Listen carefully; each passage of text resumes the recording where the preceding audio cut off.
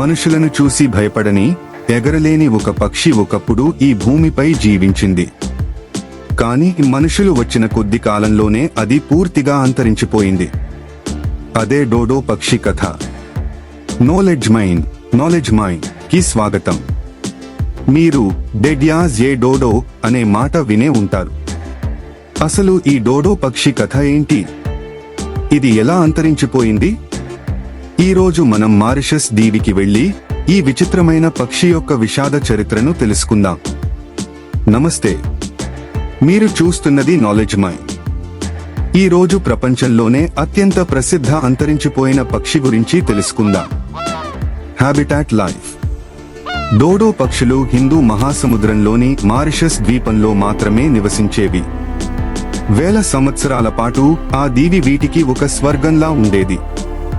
అక్కడ వీటికి ఎటువంటి క్రూర జంతువుల భయం లేదు, ఆహారం కూడా పుష్కలంగా లభించేది. అందుకే కాలక్రమేణా ఇవి ఎగరడం మానేశాయి, క్రమంగా ఎగిరే సామర్థ్యాన్ని కోల్పోయాయి. ఇవి దాదాపు 20 కిలోల బరువు పెరిగి పెద్ద ముక్కుతో వింతగా కనిపించేవి. డోడో అనే పక్షి మారిషస్ ద్వీపంలో మాత్రమే జీవించేది. ఇది ఎగరలేని పక్షి. శాస్త్రవేత్తల ప్రకారం ఇది పావురాల వంశానికి చెందినది. The turning point. కానీ 1598లో డచ్ నావికులు మారిషస్ దీవిలో అడుగుపెట్టినప్పుడు అంతా మారిపోయింది. డోడోలు అంతకుముందు ఎప్పుడూ మనుషులను చూడకపోవడం వల్ల వాటికి భయం అంటే ఏంటో తెలియదు. అవి నావికుల దగ్గరికి నేరుగా వెళ్లేవి, దాంతో మనుషులు వాటిని సులభంగా వేటాడారు. అంతకంటే ప్రమాదకరమైన విషయం ఏంటంటే నావికులు తమతో పాటు తెచ్చిన ఎలుకలు, కుక్కలు, పందులు నేలపై ఉండే డోడో గూళ్లలోని గుడ్లను నాశనం చేశాయి. శరీర నిర్మాణం. ఎత్తు సుమారు 1 మీటర్, బరువు 10-18 కిలోలు, పెద్ద వంకర ముక్కు, చిన్న రెక్కలు, బలమైన కాళ్ళు. ఎక్స్టింక్షన్. మనుషుల వేట, అడవుల నరికివేత కారణంగా డోడోల సంఖ్య వేగంగా తగ్గిపోయింది. మనుషులు ఆ దీవికి వచ్చిన కేవలం 80 ఏళ్లలోనే, అంటే 1681 నాటికి చివరి డోడో పక్షి కూడా చనిపోయింది.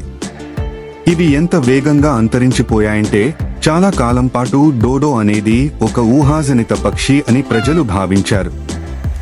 ఆహారం. డోడో ప్రధానంగా పండ్లు, విత్తనాలు, గింజలు, వేర్లు తినేది. అంతరించిపోవడానికి కారణం. 1598లో డచ్ నావికులు మారిషస్కు చేరుకున్నారు.